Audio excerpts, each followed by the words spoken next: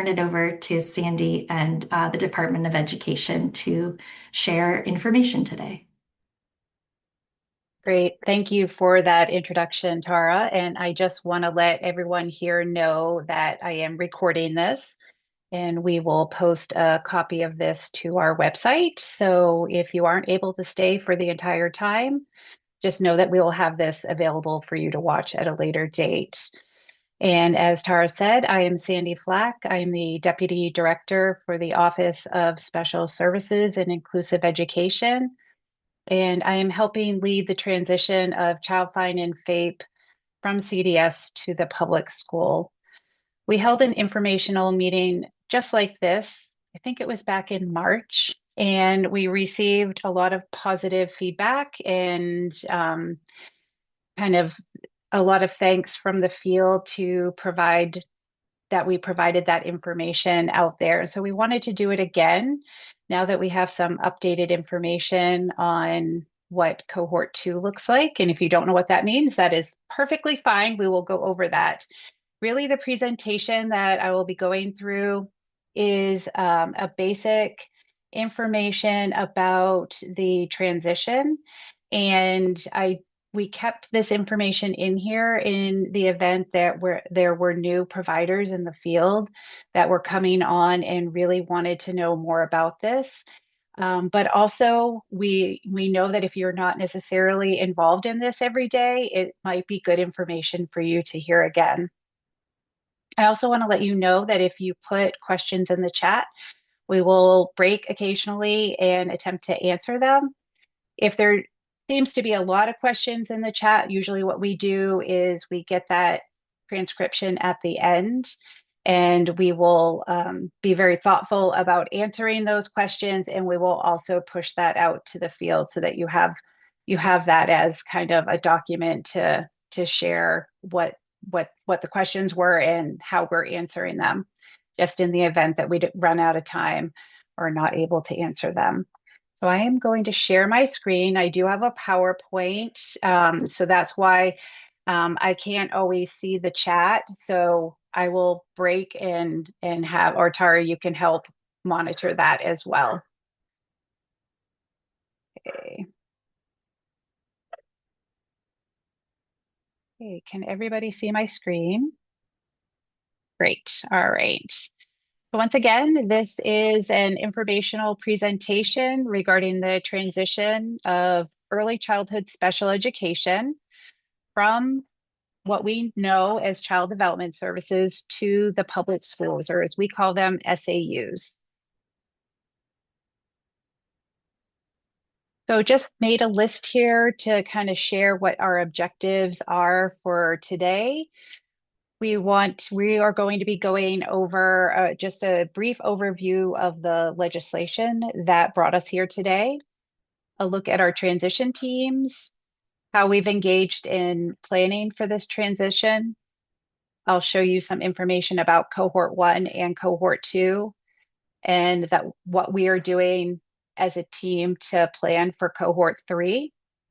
We'll talk a little bit about 3-Star and that recommendation for programs that are collaborating with school districts and CDS. We then have some guests here from Maine Roads to Quality that will come on screen and share information with you.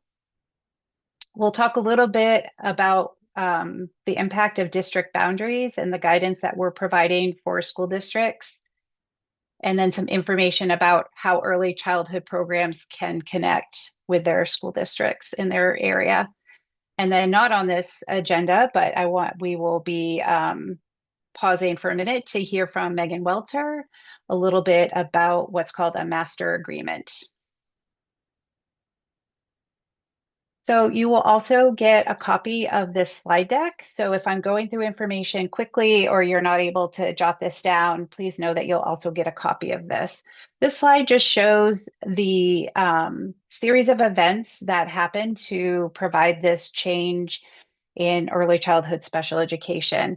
It started out as LD 345, which was the act to transition the responsibility of child find activities and free appropriate public education for eligible children moving it from Child Development Services to School Administrative Units, or SAUs as we call it. That then was updated to LD 2214, which became part of Public Law 2023, which was part of the governor's supplemental budget. It is specifically located in Chapter 643, Part W. And if any of you would like a copy of that to read and look at, we can provide that for you as well. But basically, I'm going to go through the key parts of the law and really talk about what this looks like for our field out there. So the big part of this law is shifting the responsibility of child fine and FAPE, which is free appropriate public education, for 3, 4, and 5-year-old children, with pre-K students with IEPs. They're transitioning that responsibility from CDS to school administrative units, or SAUs. And that is anticipated. It was planned out to be the transition to be completed by July 1st, 2028. And the way that can happen is that school districts can provide those services directly. They may contract with public or private providers to provide those services. And then also the school districts can access their regional CDS site. As I will talk a little bit more in depth, the regional CDS sites are also transitioning during this time to stand up as CDS support and service hubs to provide services to the school district.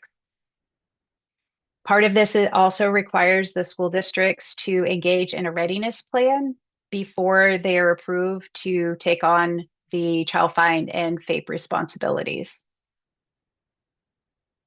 So a little bit about the funding. So the funding is 100% through the state budget.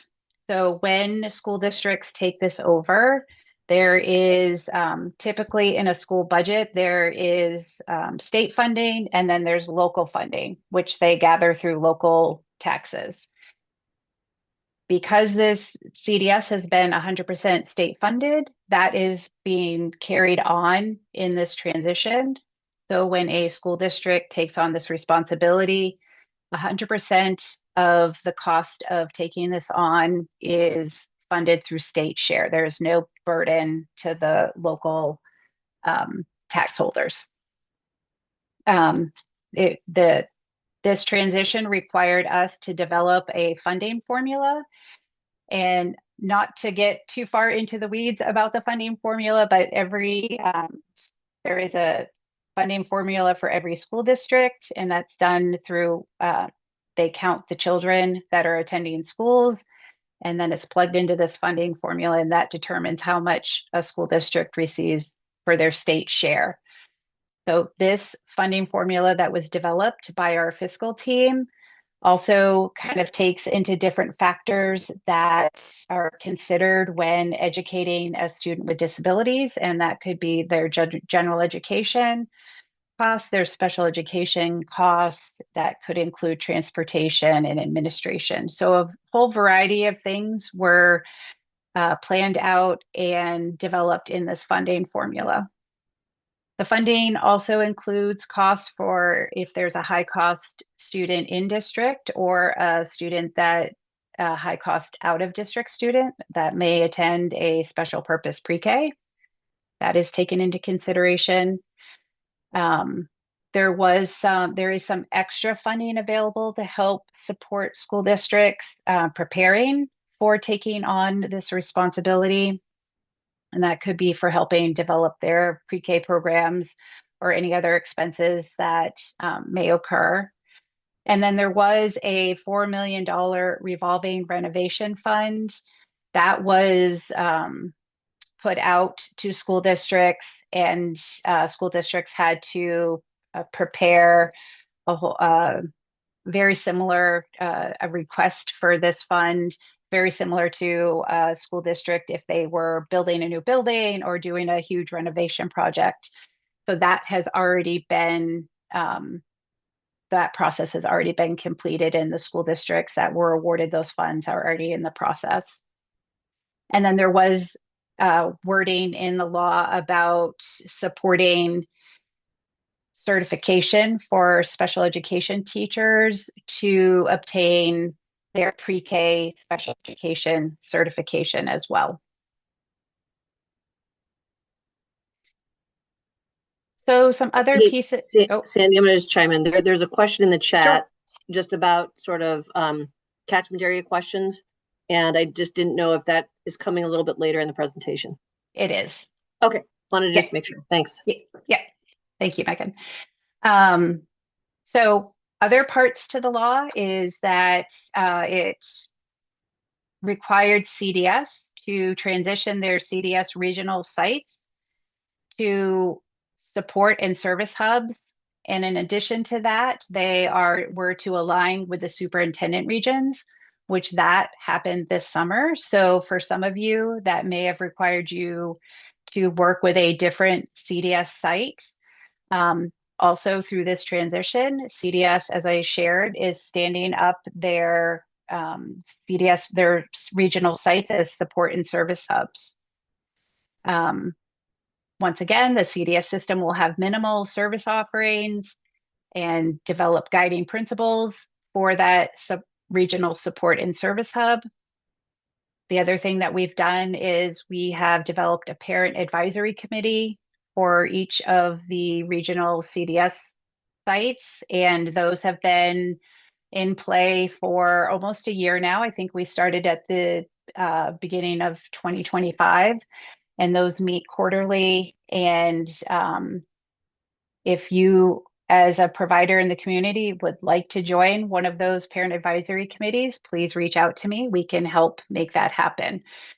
Um, and then the other part of the law is that the CDS site is still responsible for any due process or compensatory services for children who were underserved during their time in child development services. So any students that had unmet needs, that conversation is discussed and talked about and documented so that there is a plan on how to fulfill those compensatory needs once the child transitions to the public school. So I'm going to stop there. Were there any other questions in the chat at this point about any parts of the law? Right now, one question is, will CDS still serve birth to 3? Yes, great question. So, as some of you may have noticed, our early intervention has rebranded to Early Intervention for Me, ME. Get that? Maine, ME. So, they are still a critical part of our CDS system, and they are still continuing to serve children birth to the 3rd birthday. So, yes. And the other question is, as Megan mentioned, about catchment area. So if you live in one town, right? So you'll get to that. Yeah. Yes, yes. So if I don't answer that question when I go over that information, let's make sure to review that.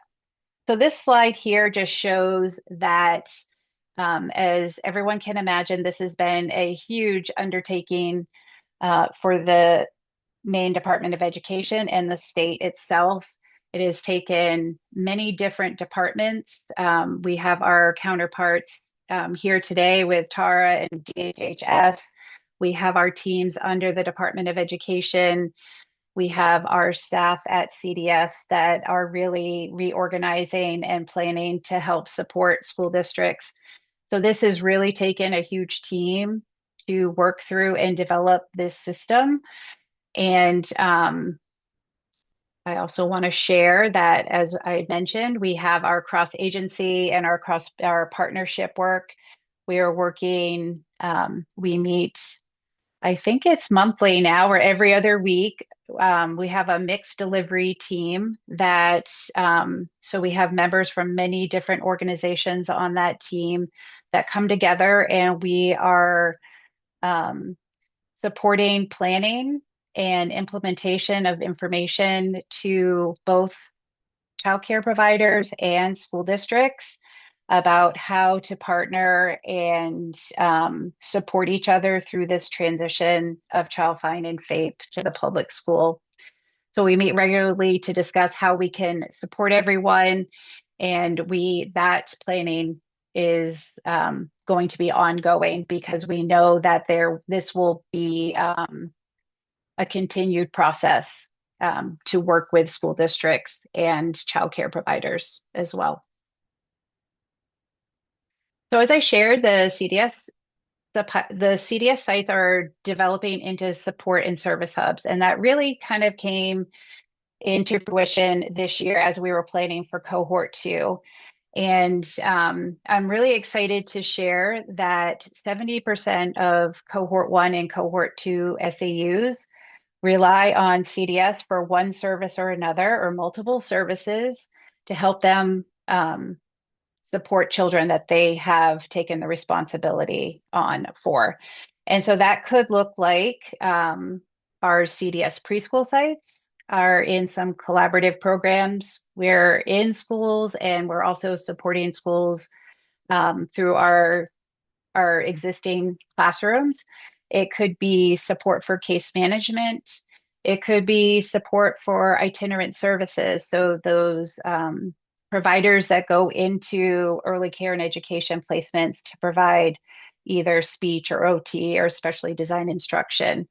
So school districts can, once again, as part of the law, they can do this on their own. They can hire their own staff. They can contract with providers on their own, or they can contract with CDS to do this. And so this year, not only is CDS continuing to try to provide services to the students that are in regions that have not joined a cohort, they are starting to provide services for school districts. So it's very exciting. There's a question, Sandy, about will CDS, the CDS classrooms that are in existence still be open and operating post-transition? Yes, yes. So one of the things that when school districts are transitioning or talking about joining a cohort, and one of the things that we share with them are the existing providers in their area. So when we meet with school districts, we come prepared with a list of supports that are in their community. That includes all of you out there, childcare providers. We share with them the Childcare Finder website and we pull it up and we talk about the different programs in their community. That also includes our CDS preschool programs that we have stood up. And this year we saw in one district, we moved a program into one of their buildings. And so we are operating a preschool program in their elementary school for them. And then in other areas, we are taking referrals and supporting children that need a more specialized program for that school district. So we know that they're going to send a certain number of students to us. So yes, I guess that the short answer is the CDS preschools are still there. And I will say that the other kind of support that we're offering is if a school district is to looking to potentially start a more tailored program due to the level of needs or unmet needs in their area, then the CDS preschools can provide some mentoring and guidance on how to start a program as well. Any other questions? No. Okay. So I think one of the things I wanted to share, and I'll just go back a second, is that while it's written in the law, our CDS sites will still be here to help support school districts through this process. And at first, what we saw was not many of cohort 1 school districts were accessing that. But then as we shifted into cohort 2, we really saw the benefit of CDS being there to help support our school districts. And it's definitely a critical conversation that we have with school districts that are joining cohort 3 as well. So let's talk a little bit about our cohort. So if you've heard me talk about it, I didn't really explain it well, but it just kind of came about that we had named the groups that are going through this process. We have 4 years to do it. So we have cohort 1, which was last school year. This year we have cohort 2. We are already preparing and meeting with school districts that are interested in joining cohort 3. We also sent out a survey to superintendents, I believe this spring, and asked them to indicate to us which cohort they thought they might be joining so that we could help prepare our level of support for school districts, knowing that we really have 2 more years to complete this.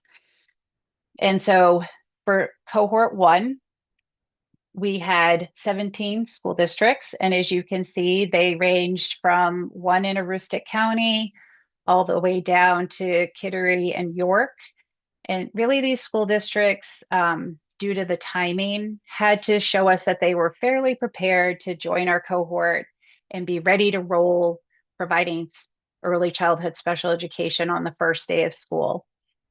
And we have learned a lot from cohort 1. They were our test, our beta, our guinea pigs. They really have provided us with a lot of feedback. And they've worked with us through many different pieces of this transition so that we can continue to get better and look at how we're supporting future cohorts going through. So that was cohort 1, which had 17. This year in cohort 2, so this group right here started on the first day of school for each individual district. So somewhere at the end of August to beginning of September, all of these school districts joined on and are engaging in this. The one thing I wanted to point out that is different from cohort 1 to cohort 2 is that we gave cohort 2 the option to start with 4-year-olds only the first year. So if you look at this graphic, and you can see that there are some school districts that have a little 4 in the corner. That's because they chose to take on 4-year-olds only the first year. As you can see, there's only 8 of them that chose to take on 4-year-olds only. So we still had a majority of school districts taking on the responsibility of 3, 4, and 5-year-olds with IEPs in their preschool and in their collaborative partnerships as well. So talking about cohort 3 and cohort 4. So cohort 3, we already have 70 plus school districts that have indicated that they will be joining cohort 3. Part of this is that they've learned, well, one, they have to either join cohort 3 or cohort 4. And as I indicated here, we have a greater interest this year in cohort school districts wanting to join with 4-year-olds only the first year and then taking on 3-year-olds the second year. So kind of like getting all of their programs, their community collaborations, all of their staffing set up the first year with 4-year-olds, and then taking what they have learned and pushing it down to supporting 3-year-olds as well. So they have not necessarily signed up officially yet. They've also not officially told us whether they're doing 4-year-olds only or they're doing 3 through 5 yet. We won't be asking them to make that determination probably until February of next year. And then, we can project that cohort 3 is going to be our biggest year. And then for cohort 4, we are still wrapping up meeting with school districts to provide them with information to really find out why they would be joining cohort 4, what are the barriers to them joining. And so if they join cohort 4, they have to take on the responsibility for 3, 4, and 5-year-olds at that time. There isn't the option to split it into 2 years. And I see that there might be some questions in the chat. How many districts are estimated to be remaining in cohort 4 then? Yeah, I don't necessarily have that number, but I'm gonna guess it's probably gonna be around 30, maybe. Megan, And a question about, do we have a publicly available list yet for the cohort 3 districts? we don't yet because we haven't, they don't have to officially sign on or indicate to us that they are doing cohort 3. We're going to ask for that by February. And there's multiple reasons why. So I would anticipate that we would have that list by the end of February. And then the last question, will public school classrooms for 3-year-olds also have students who do not have IEPs? Great question. So that I can't necessarily answer that per school district, and here's the reason why. So 3-year-olds are not in the funding formula for public school. So that's that pre-K through grade 12 funding model that I talked about a little bit earlier. So if a school district wanted to, and we actually have some in the States, not many, that are opening their preschool programs to any 3-year-old, they're not getting funding through the funding formula to provide that. It would be completely on their local taxpayers for that. But some communities have determined that that is important, and are offering that, and or there are no other programs, and they've identified this as a need in their community. But with that being said, for 99% of the school districts, they are not necessarily opening up 3-year-old classrooms. And we don't necessarily want them to open up 3-year-old classrooms for 3-year-olds with IEPs only. We are recommending that if they are to bring them into their building, that they embed them in their current 4-year-old pre-K program.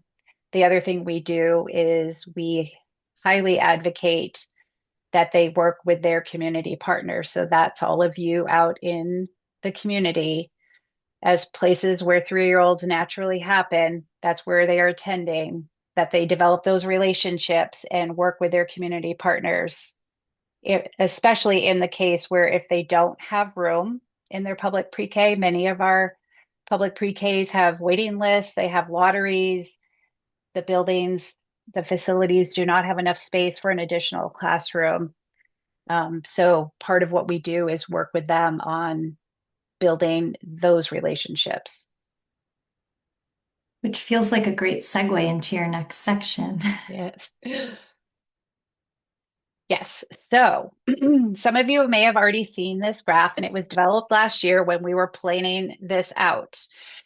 One of the things that we have done is set some guidance on where it would be appropriate for children with IEPs to receive their general education, right? So the public pre-K programs are considered that general education setting. But we also know that we have early care and education placements that are high quality and providing a general education setting as well.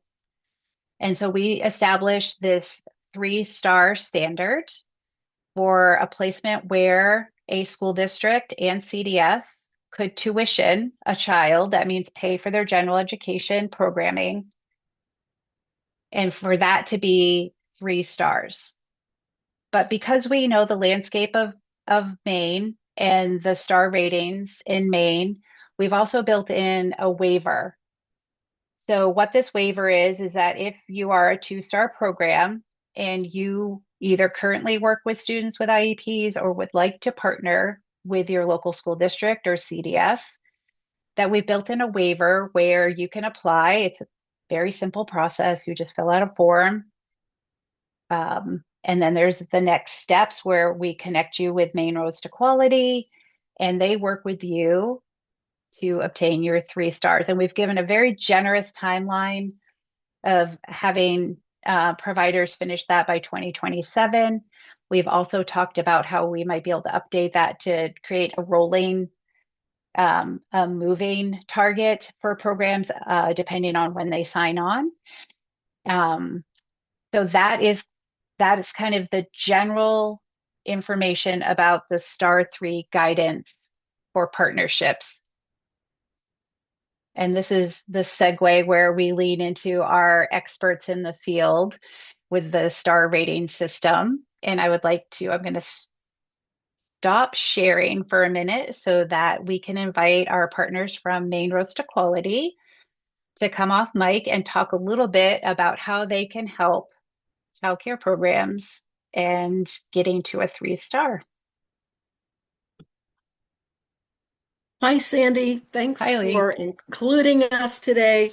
We're happy to be here. And I thought I can see a number of my team here on the page on multiple screens. So in a minute, I'll ask them to just do a quick introduction. But I just want to start by saying I'm sure many of you have interacted with Maine Roads to Quality in one way or another, either as a registry member, or perhaps you have, not even perhaps, I'm sure most of you have taken some of our training.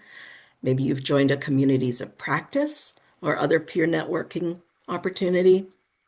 Maybe you employ a Maine ECE apprentice or someone on your staff is working towards a Maine credential. And maybe you've developed a relationship with one of our early childhood program quality improvement specialists. And those are the folks I'd like to draw attention to right in this moment. So I can see Teresa's here. And Teresa, maybe just say your name and what area you represent within our state of Maine. Sure. Hi, everyone. I'm Teresa Fisk. I am in the northern part of the state, so I work primarily with folks in Washington and Aroostook counties. And I see Robin on the screen.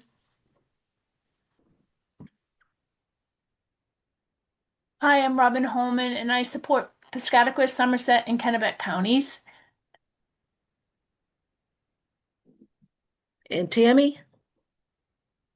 Hi, I'm Tammy Dwyer. I'm down in York County.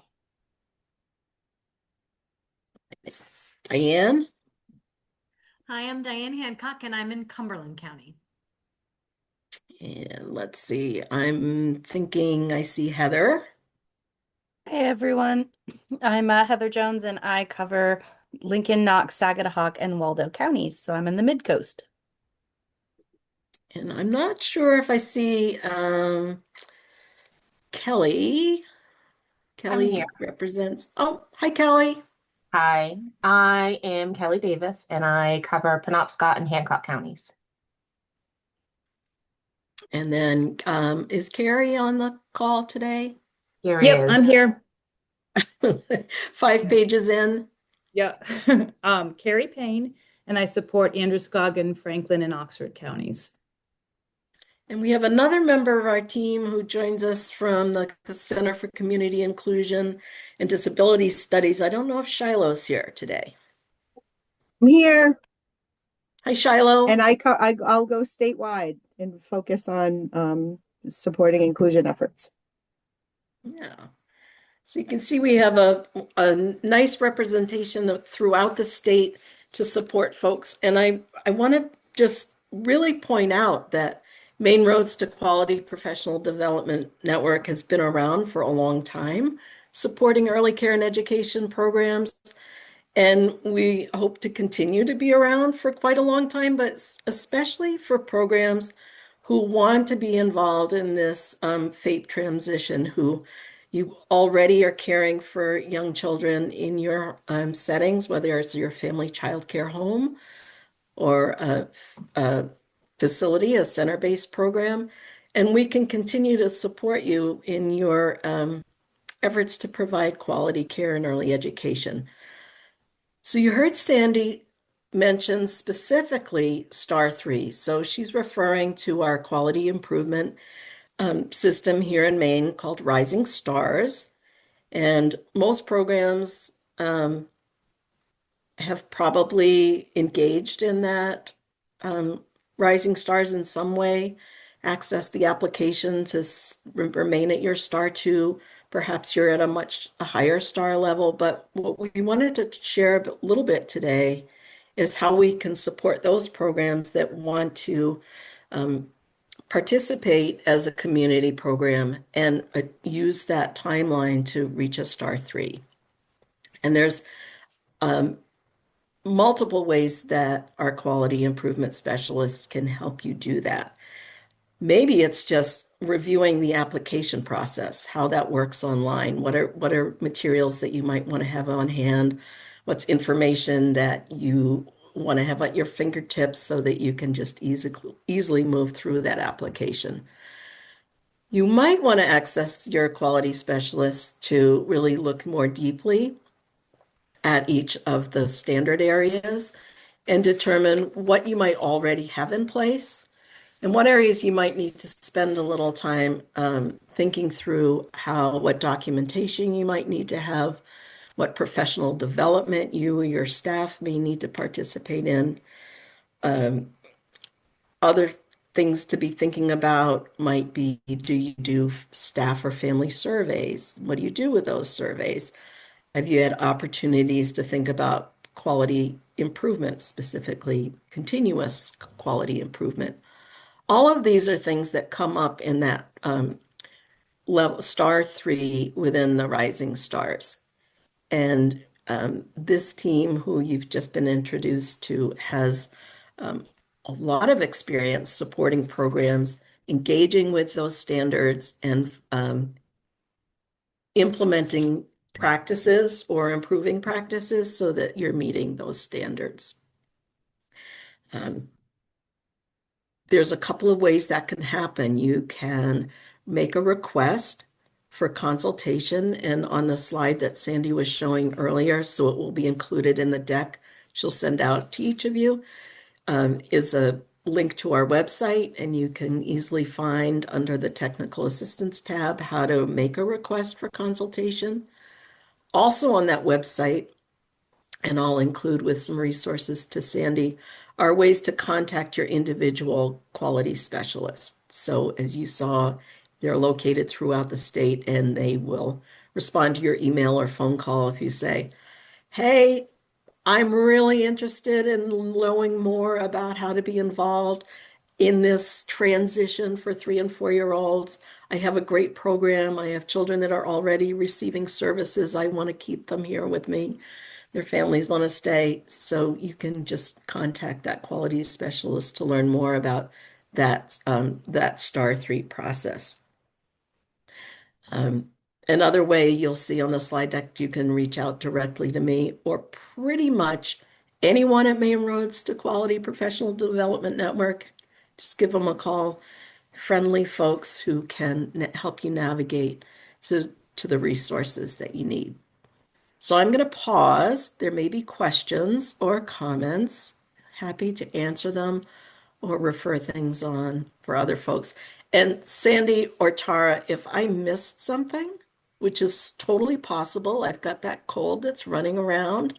Thank you, young children in our lives. So questions or comments or things I might have missed.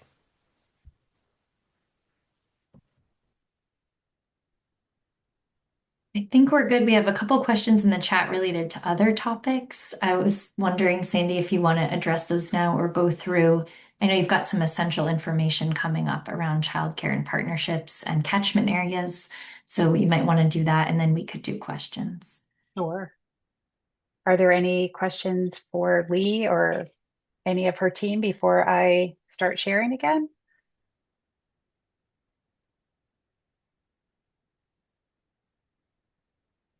Okay. Thank you, Lee and Maine Roads to Quality. We appreciate you all being here today. I'm going to start sharing my screen again and finish our presentation, and then we will answer questions. So as Lee said, This is the slide. It will have the live link, so you will be able to contact Maine Roads to Quality for support if needed. One of the things that we wanted to share and we want you to hear, and I think I said it earlier, is that every time that we meet with a school district that is interested in joining a cohort, whether it was onboarding for cohort 2, we've been meeting with many, many school districts looking at joining cohort 3. As you said, the number, saw the number is we're close to 70 or over 70 now. And then also preparing school districts for that last year, cohort 4. The partnerships with their community providers is one of the topics that we cover. And we encourage school districts to look at their community childcare providers as a viable option to support them through this transition. And as I shared before, we have many school districts that don't have the space. They have waiting lists. They either do a lottery or something like that. The spaces for their public pre-K do not necessarily capture all of the 3, 4, and 5-year-olds in the community. And so we work with them, and we are continuing to work, as you heard. We have a mixed delivery team that meets monthly and is made up of many different state agencies to really look at how we can support both school districts and childcare partners to come together and be that placement for where children can receive their special education services. So I want you to hear that you are essential partners in this transition. And I want to share a little bit about Child Find. I think that was one of the questions that was in the chat. So Child Find during this transition, and this is where it gets maybe a little more difficult. And we are keeping our CDS referral line up and running through this transition and beyond.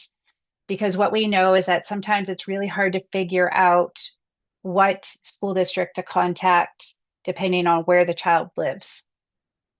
And so if you were to make a referral to that 1-800 or that online referral form, it gets immediately taken in by our CDS central office, and it gets disseminated to either the CDS site, if CDS is still the owner of Child Find and FAPE, or it gets sent to the school district dependent on where that child lives. So that will still remain intact. For some of you that may live in towns that are in cohort 1 or cohort 2, you'll see that that relationship starts to build, and you'll know who to contact within that school district as well. School districts are also working as part of this transition to get information out to their community partners, not just childcare providers, but physicians and other agencies such as WIC, anyone that would normally have participated in Child Find previously, to let them know that they are now the agency responsible for Child Find and FAPE. But I want you to hear that if it does go to CDS and it is a child that lives in an area that is part of the cohort, it will still go to that school district. So what can you do through this transition? You still are our partners, even if you're not directly contracting with CDS or a school district, because you are a main contributor to Child Find, right? You are the ones that work with these children every day. And if you are having concerns, you're sharing them with families, and then you're having that conversation about potentially a referral for an evaluation or for a screening. So we really need you to continue monitoring those developmental milestones that you're so well aware of, and any behaviors in their daily care, to document and discuss these with families, as I just said, and then collaborate with either CDS or the school district to make timely referrals and to support evaluations. You may be somebody that they interview during that evaluation process as the person that works with that child directly. And then if that child becomes eligible, to coordinate with service providers who now may be employed by a school district versus CDS if you are a site where itinerant services happen. So this is the slide that talks about the boundaries or the catchment area. That's what is a common term that we use when we're talking about a school district boundaries. And so I want to go through this and just know that you're going to get this slide. It's a lot of information, and I'm going to try and make it easier to digest. But what you are typically used to is a CDS regional site that covers many different towns. It was not necessarily divided up based on the school district boundary areas or the towns that a school district covers. So that is the main difference, and that is the main change in this when you are looking at which school district you would be partnering with. So school districts are responsible for, when they take this on, they are responsible for early childhood special education for children who live in their school district boundary. Also, they are responsible when those children are attending the pre-K programs within their boundary and or a collaborative partner program in the community.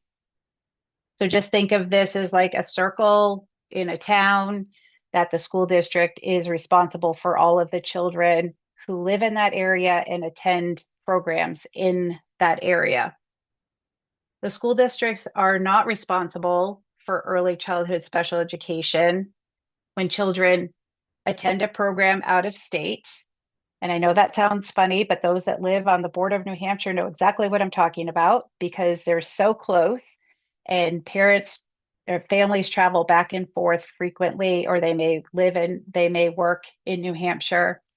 So school districts are not responsible if a child is attending a program outside of the state, or if they're attending a program outside of the school district's boundary, and they are able to provide programming within their own school district boundary. So I'll explain that a little bit more. If you are a school district and you do not have enough space or programming available in your school building or in your community, then you may have to partner with a program outside of your community, or the needs of the child require a program outside of your boundary. That is when school districts do need to kind of cross that boundary line and provide services for children. But there are also other multiple options to make this workable for families and school districts and providers. So one of the mechanisms that we've used is what's called a superintendent's agreement. And that's really an agreement between two school districts, the superintendents that are the lead for the school districts, to say, let's say if the child lived in one school district, but was attending a preschool in another school district, those superintendents would come to an agreement where that child would then be considered a student of the other school district where that preschool is. And the money would follow the child. The other school district would be responsible for the early childhood special education. That would end at the end of that preschool time, and that child would then return to their original district to attend kindergarten. So once again, there could be an option for that child to attend in either the public pre-K or a community partnership within the school district boundaries. There could be an option where the school district where the child lives could contract with CDS as well to provide services in that placement that is outside their district boundary. Sandy, would you be able to share a little bit about, so with these multiple options, how is that decision made? There's one question in the chat about, do families have a voice in where the services will be provided if they desire to have their child stay in a community program? Yes, families always have a voice. This is done through the IEP, the lens of the IEP and what works best for the family. But ultimately, the range of choices is also in collaboration. Obviously, the school district holds the responsibility for providing that service. And if the only way that they can provide that service is through a child coming to their public pre-K program or a community provider, and that is an appropriate setting for that child to receive their IEP programming, that could be what is offered to the family as a placement. It doesn't necessarily always come down to parent choice, especially if a school district is not able to provide services outside of that district boundary. There's also a question about, is the expectation that school districts at SAUs will be building out the capacity to deliver all their own programming, or are they able to continue to partner with community providers long term? So once again, that's a great question. That is one of the items that we talk to school districts about when they are planning on joining the cohort. We do this through a variety of ways. We actually have somebody that goes on site and looks at their facilities and their pre-K programs. What do they need to support, if they need any support in providing programming to students with disabilities. We are not necessarily expecting school districts to build capacity for all children. For a variety of reasons, most school districts don't have the facilities, or they don't because this would be asking them to start general education programs. They don't necessarily have the funding either to start additional pre-K classrooms. Tied into that conversation is looking at their community and what is in their community. We know that there are some communities that have many different providers. And then we've worked recently with some school districts that don't have any providers in their community. And so then we're talking to them about what do they have within their own building to support the anticipation of taking on 3, 4, and 5-year-olds with IEPs.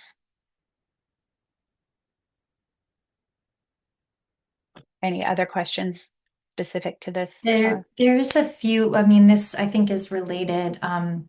There's a question about, can you add some more details around the thinking of a 3-year-old being placed in a 4 to 5-year-old SAU pre-K program? And Sandy, just from my perspective, quickly on that, in childcare and private preschools, we often have mixed age classrooms with 3 and 4-year-olds. And so I think that's one option. We're also allowing school districts as well. But if you want to add any details on that. Yeah, that's really the philosophy behind this, that is common. Mixed age groups are very common for early childhood education. Also, the offer of FAPE for 3-year-olds is much less. It's 6 hours a week versus what the public pre-K is offering for 4-year-olds. So it may be a couple mornings a week that a 3-year-old attends. It doesn't necessarily have to be the full day, full week that is offered to 4-year-olds. And so that makes it a little bit easier transition for families and children and pre-K teachers as well. And I'll have to say that, reflecting back onto cohort 1, we had a mixture of school districts that invited some 3-year-olds into their public pre-K programs for the first time. And then we also had them working with community partners. And it was overwhelmingly positive stories that we heard about being able to make those connections with families of 3-year-olds, the biggest thing is ensuring that they get their services, right? And so some of these would have potentially been students that had unmet needs in the community. So that's really the impetus behind this whole transition. And that's really how we measure success, is that children are receiving their early childhood special education services. We do have a few more questions in the chat, but I also know you've got some key information on these last couple of slides and information from Megan Welter. So I know.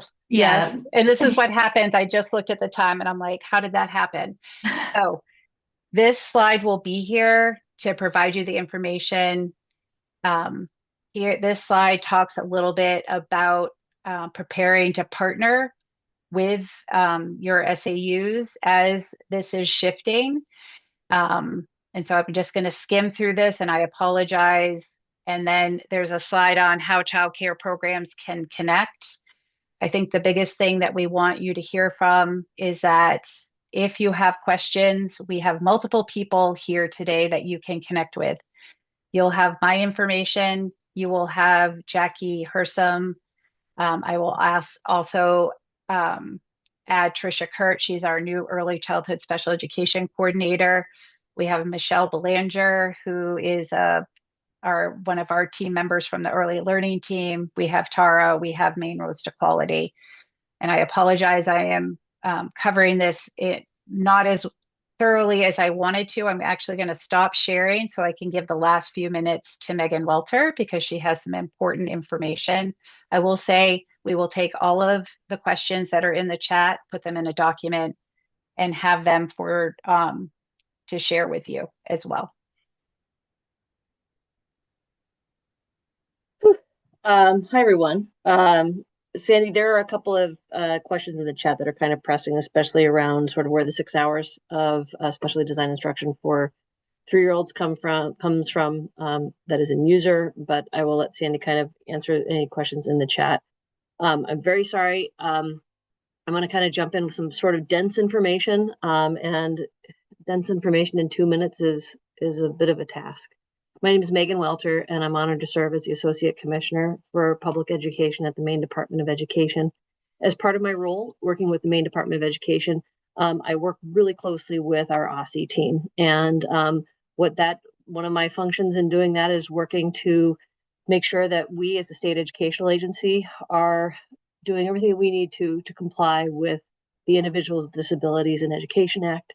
And part of that means making sure that our SAUs are compliant and so on. And a concern or a problem that has recently arisen is something that I think everyone on this call is aware of. Certainly our SAUs are aware of, but I want to share with you some steps that the Department of Education has announced today and make sure that you're all on the same page. Now, I've already had a conversation or shared this information with some faces I'm seeing on the screen here. But basically, the problem that has been identified, and it has been identified through a series of due process concerns or due process complaints, as well as through complaint investigations, has been the practice that there are times when an SAU places a child in a private program, whether it or a school, to get their special education services. And the SAU is responsible to make sure that children, when they're in that private program, have the same rights as they would if they were attending a public program. And those are defined in procedural safeguards. One of the challenges that sometimes arises is when a child is having a hard time in the private program, and the private program seeks to either change the student's placement or in some cases discharge the child from a placement. And when that happens, sometimes it's a lot of times in programs similar to folks on this call that are providing, where you're trying to manage the needs of your program and the fit that the child has in there.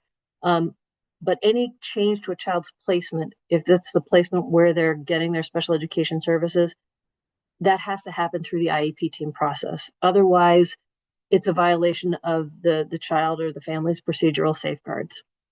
Now, we also recognize that you as private school providers are often at a disadvantage as well, because when it comes to the IEP, there's the parent has rights and then the SAU has rights. But as a private provider, if you have a disagreement about the child's placement, you don't have much of a voice about about what to be said. And those private schools, I'm sorry, the parent and the SAU could say, no, we're perfectly happy with the placement. And you as the private program are sort of left saying, what's my recourse? Because you cannot be a party in a due process complaint.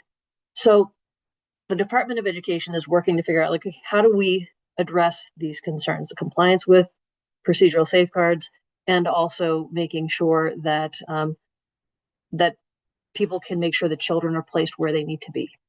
And so what we are doing is we are going to use what's called a master contractual agreement between private providers, private schools, and the Department of Education. And what we are doing today is we are rolling out an announcement about that. And I'm trying to find it. I just want to share it. I have the link in the chat. We've just announced it today. And what we will be doing is providing a 30-day comment period, because we want you as stakeholders to read what we have drafted. What we have put together is a draft of the way that we think we could put some procedures in place to address the concerns that we see around, making sure that IDEA is followed. But also we want to get your feedback. We want to have your ideas, your suggestions. So we've opened up a comment period. This is kind of like rulemaking, but it's not rulemaking. So if you provided some suggestions or ideas and we had questions, we could reach out to you during the course of the 30 days. At the end of the 30 days, the department will be working to sort of incorporate some of those ideas and suggestions into the master agreement, and then we will issue it around January 2nd or so, at the beginning of the year. And in order for a private program to provide special education services and be that placement for the child, they will have to have that signed master agreement with the Department of Education. This ensures that the procedures, and that fundamentally that children are staying in their placement until the IEP team makes a decision to have that child have a change in placement. This ensures that the children continue to be served and get the services that they need. So I'm really sharing this with you to let you know what the process is, but to really make sure that you see the website where you can find more information of the things that I'm just spewing at you right now, and that you see how to provide comment and give us feedback about your ideas. I know that you provide a critical service, and that we all just want to make sure that we are on the same page so that children and families continue to have their procedural safeguards intact through a process when a change in placement may be necessary. So that's all I got. I know that we're 4 minutes over, and I appreciate your patience as I've kind of gone through that. I invite you to look at the webpage I've shared that has information. I can also see there are questions about getting the slides. Sandy has the slides. She'll make sure she shares those. I'm late for my 2 o'clock meeting, but I'm happy to hang out for a minute if somebody has a quick question. Otherwise, I can drop my email into the chat and you can reach me that way as well.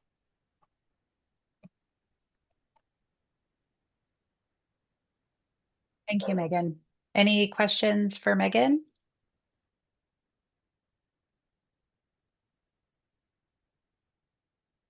Right. I'm going to go to my next meeting. It's Okay, really nice to see thank so many you. familiar faces. Take care. Yes. Okay, just want to end our meeting today just to share once again, please feel free to reach out with any questions. You will have all of our information on the slide deck. We will make sure that Tara, you have a mechanism to get this all out, correct? Yes, and Okay. I noted in the chat, it will go out not only to all licensed childcare programs, but also the OCFS listserv, the general list. So as long as you're on that, you can also email me if you need a copy of anything. Yes, and I also put in the chat the link to our early childhood special education website, which has there all of our recordings and PowerPoints for all the information that we push out regarding the transition as well. So that's another location where you might be able to find information. But we appreciate you taking time out of your day, your busy day today, to join us. And thank you for being a partner in this transition. We appreciate all of you.